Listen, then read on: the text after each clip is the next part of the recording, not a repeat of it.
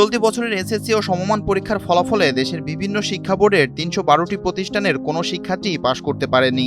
সোমবার ১০ আগস্ট সকাল ১০টায় শিক্ষা মন্ত্রণালয়ের সম্মেলন কক্ষে আনুষ্ঠানিকভাবে ফল প্রকাশের উদ্বোধন করেন শিক্ষামন্ত্রী ডক্টর আনামা এহসানুল হক মিলন। এ সময় দেশের সব শিক্ষা বোর্ডের চেয়ারম্যান শিক্ষামন্ত্রীর কাছে পরীক্ষার ফলাফল হস্তান্তর করেন। আমাদের এই রেজাল্টের শুভ উদ্বোধন ঘোষণা করছি। বিসমিল্লাহির রহমানির রহিম। পাশ না করা প্রতিষ্ঠানের মধ্যে ৯টি সাধারণ শিক্ষা বোর্ডের ৫৭টি, মাদ্রাসা শিক্ষা বোর্ডের ২২৬টি এবং কারিগরি শিক্ষা বোর্ডের ২৯টি প্রতিষ্ঠান রয়েছে। এছাড়া বিদেশ কেন্দ্রের মধ্যে একটিতেই কেউ পাশ করতে পারেনি। চলতি বছরের এসএসসি ও সমমানের পরীক্ষায় মোট ১৮,৫৭,৩৪৪ শিক্ষার্থী ফর্ম পূরণ করেছিল।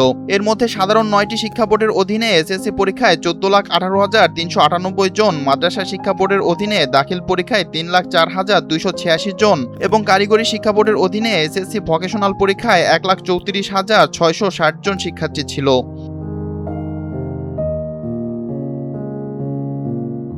চলতি বছরের এসএসসি ও সমমান পরীক্ষার ফলাফলে দেশের বিভিন্ন বোর্ডের ৩১২টি প্রতিষ্ঠানের কোনো শিক্ষার্থী পাশ করতে পারেনি।